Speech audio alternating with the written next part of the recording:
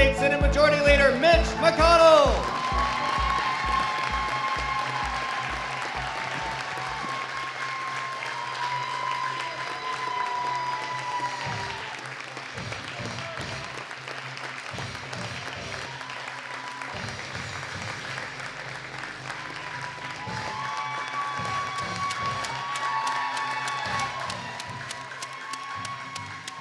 I want to welcome everybody here. Thank you so much for coming out to Little Lyon County. Thank you, Senator, for being here. It really means a lot to all of us. Thank you so much, Morgan Alvey, Andrew Swafford in Washington, D.C. Every time I text, call, and I'm sure they cringe a little bit when I send them a text. They wonder what's going on. But they have always responded to everything that we need down here, and we appreciate them so much. Bobby Bowers, where are you, sir? This is this man's place here. He started off with about maybe 2 tractors, living the American dream, hiring people. This is what makes America great, is people like him working so hard to hire other people. And through the last 4 years, you've done really well, and I appreciate you letting us be here today. You got to think about it. We're in a very small town. Very small town. And look, one of the most important, one of the most powerful men in America is standing right here with us. He takes care of the little guy. He fights for the little guy, just like he has. When I first come in, the Corps of Engineers, we found out they were going to shut fishing down below the dam at Barkley Dam, plus 9 others up through Cumberland River. It was going to be devastating, $4.2 million damage to our economy just right there. And we built a coalition. We started trying to figure out how we could stop it. We couldn't stop it. We called Senator McConnell and told him about it. He started to work on it. Next thing I know, Senator McConnell, Senator Rand Paul, Congressman Whitfield, Senator Lamar Alexander from Tennessee are all standing on the bank of Barkley Dam having a rally. And I remember so clearly, I said, guys, how are we going to fix this? And Senator McConnell says, I think I've got an idea. And the rest of them said that too. And it wasn't long before they had the Freedom to Fish Act pushed through Congress, signed by President Obama, the same day the Corps was bringing down barriers to set up at my dam. So he stopped that. I appreciate that. While we were fighting that, we had FEMA come down and redrew our maps for us on the lakes. And used a fat tip crayon and colored in basically everybody that lived on the lake was now in a flood zone. And we fought with that. I contacted Senator McConnell again. He brought us up to to Washington, D.C. We got to have a meeting with 4 of the executives from FEMA. And in that room also was Daniel Cameron, our Kentucky Attorney General. He was in there, and they were telling us it's going to be 20 years before we redraw your maps. And I was about like, do you need me to go get Senator McConnell? Because he's not going to stand for that, and we're not either. 2 years later, they redrew the maps, and they didn't use that fat tip crayon. They used a LiDAR detector that flies over and gave us the maps that we needed. They're accurate, and you got that done, Senator. They wouldn't have... FEMA, think about how big FEMA is. They would not have listened to a little guy in a little county unless he was standing up for us. I appreciate that. He stood up for us when we were fighting the Forest Service to keep them from changing the landscape at LBL, and we won on that.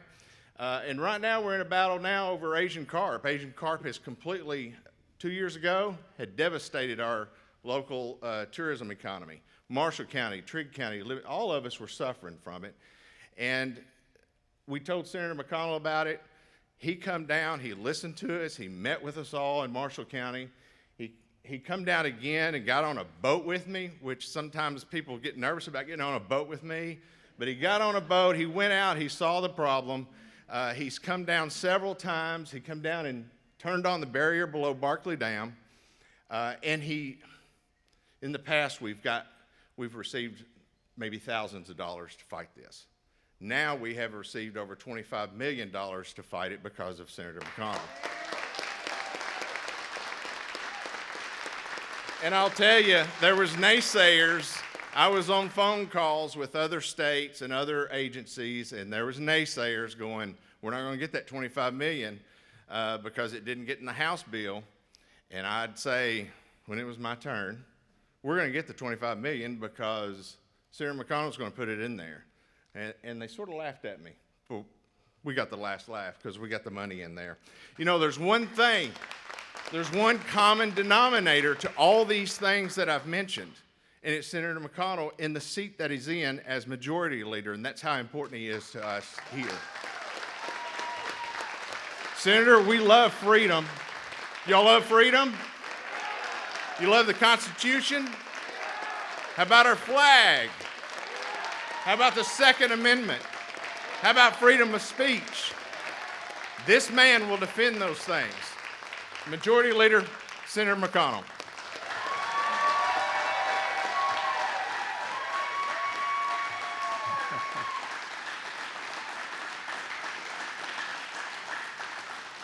Well, thank you, Wade. You know, if he could just be a little more enthusiastic, don't you think? Get a little more aggressive. I tell you, Wade has been the leader on so many of these issues that affected this area. I've never met anybody better at getting attention and putting people together to realize an outcome than Wade White. And Wade, we thank you so much for all you've done. And Bobby Bowers, thanks for the use of your place. I'm going to come back to you a little bit later. And Chris Freeland, good to see you, buddy. I got to start with an apology. You know, and a confession. I've actually said in the past on a couple of occasions, I thought the election that particular year was the most important ever. I was wrong. I was wrong. You know, the reason West Kentucky is almost totally Republican now is because the Democrats, even before this year, were moving in the wrong direction. I can tell you today in Washington, you can't find even a handful of moderate Democrats that were there under Obama. Now, there were a bunch of them there under Clinton. They're all gone. They're all gone. So the best word to describe the Democrats nationally these days is radical. Radical. Let me tell you why. If they get the majority in the Senate, and they have the White House, and they continue to control the House, here's what they're going to do in the Senate. They're going to get rid of the filibuster rule, which some of you are now familiar with, that guarantees that one of two things happens. If legislation is really bad, it doesn't pass at all. Or if it's salvageable, there's a forced negotiation. In the House, they can drive anything through, whoever the majority is, on a moment's notice. But the Senate, like the founders intended, is the place where things slow down and are thought over. They don't want to slow down. They don't want to think over. They've made up their minds. Get rid of the filibuster rule. Then they're going to change the Senate itself. 2 new states. D.C., a community full of lobbyists and influence peddlers, they get 2 senators, just like we do. Puerto Rico, 2 more. All 4 of those will be Democrat senators in perpetuity. And then when they get through doing that, they're going to pack the Supreme Court. You're familiar with that now? And how about that new Supreme Court justice Monday night?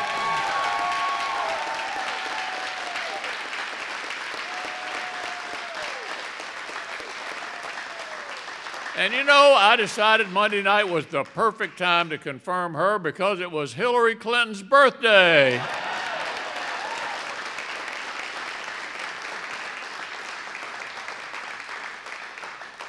So actually, they've been talking about all these things all year long, not just after the Supreme Court vacancy. All year long, they've been talking about getting rid of the filibuster.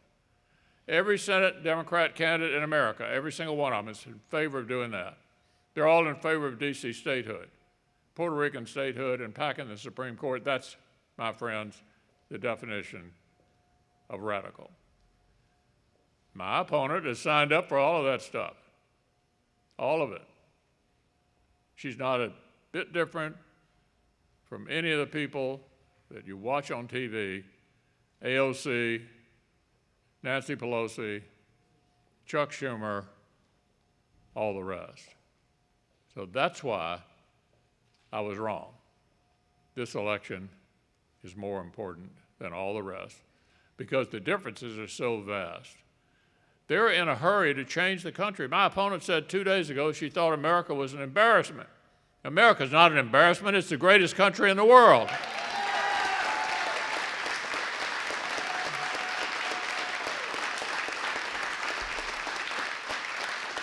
What's embarrassing is somebody who thinks things will be better by adding 4 new Democratic seats to the Senate or new seats to the Supreme Court.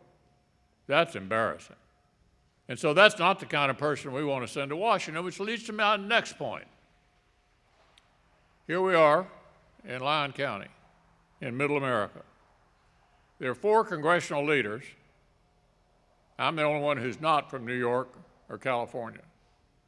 My job is to look out for Middle America, and in particular, the Commonwealth of Kentucky.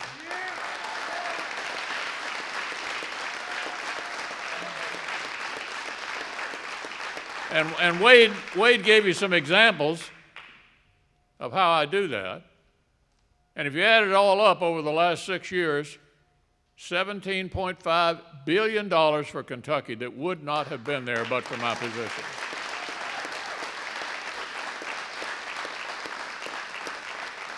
Were my opponent to succeed on Tuesday, her first vote in the Senate, the first vote we all take, is who's going to be the party leader.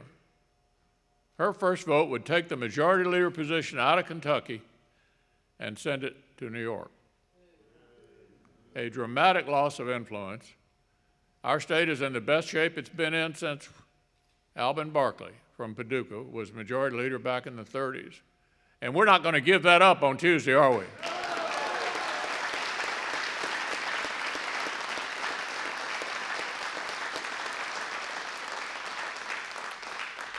Now look, we've all got masks on, and we're in an unusual setting where we're separated.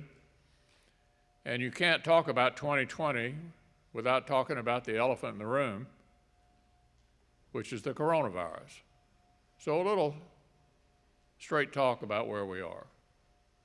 At the beginning of the year, in the Senate, we were in the middle of an impeachment trial, and I was proud to lead the opposition to President Trump's impeachment, and we succeeded.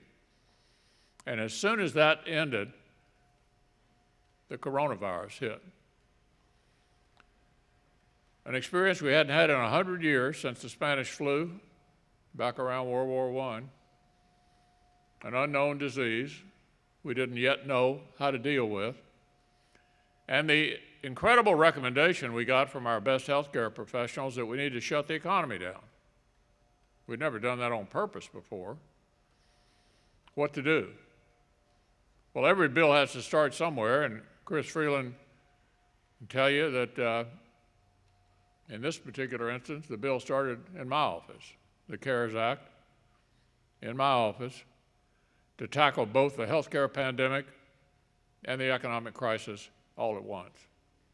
Out of that grew a bill in consultation with the Democrats and the administration of about $2.5 trillion that we flooded the zone with on both the health side and the economic side.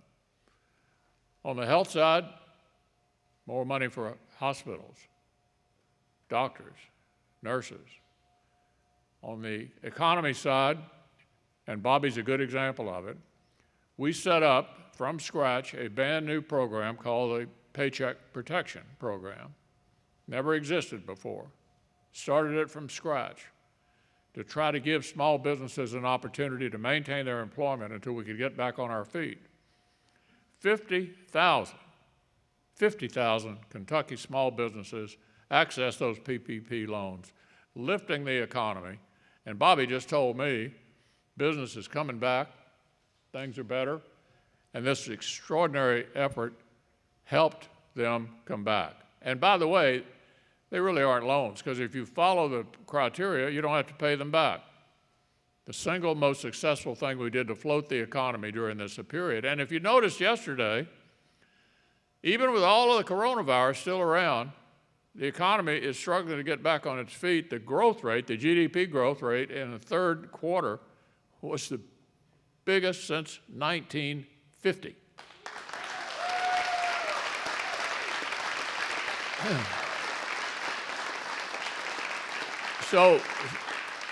So I'm not suggesting we're back to where we are, but it's worth noting that the national unemployment rate of about 8.4% is about the same as it was a couple of years during the first Obama administration.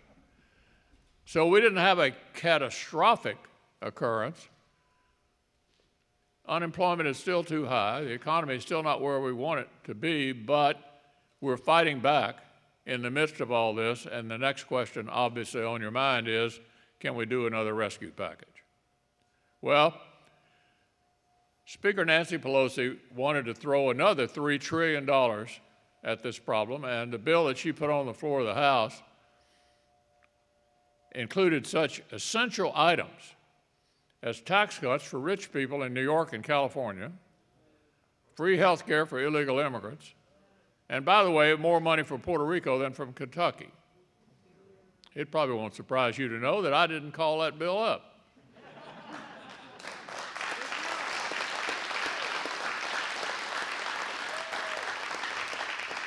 It may or may not surprise you that my opponent supported that bill. More money for Puerto Rico than Kentucky, free health care for illegals, just another example of the vast differences we see when looking out at America. 2 days ago, she called America an embarrassment. An embarrassment. I'm not embarrassed about the greatest country in the world, and you're not either, are you?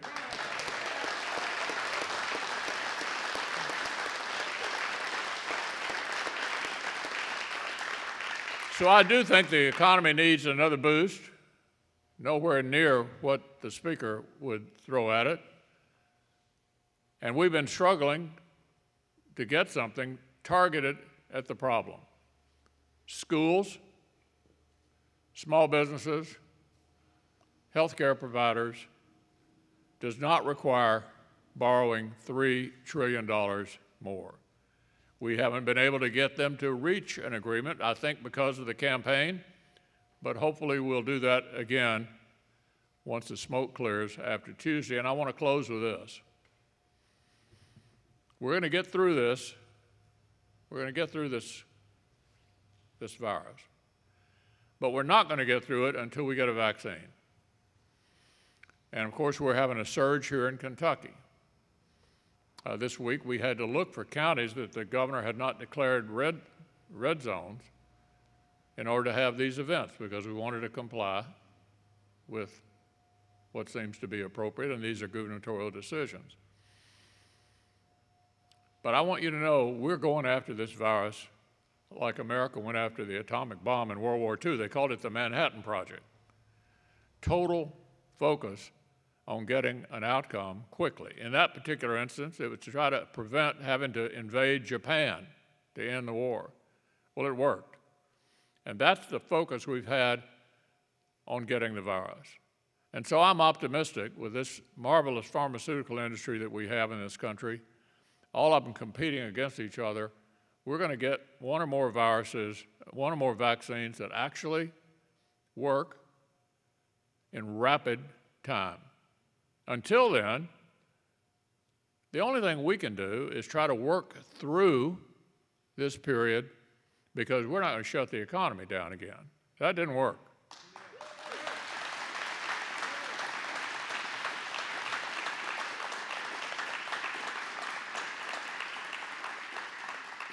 Child abuse went up. Overdoses went up. Spouse abuse went up. Suicides went up. There was a consequence to be paid for cooping everybody up. And so there is danger in not doing that, but if we wear a mask and practice social distancing and pay attention to not only our own safety but other people's safety, we can get through this. We can get through this, and then we can throw these damn masks away. Yeah. You know, and get back to normal. Get back to normal. So I'll close with this. We're lucky to be in the greatest country in the world.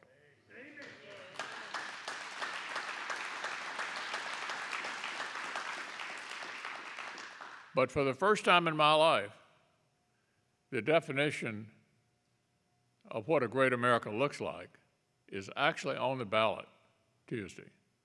This is an election like no other. The differences are vast.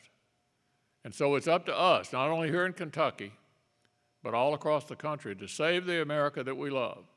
It's all up to us. So thank you again for all of your help. Let's go out there and get them next Tuesday. Thanks so much.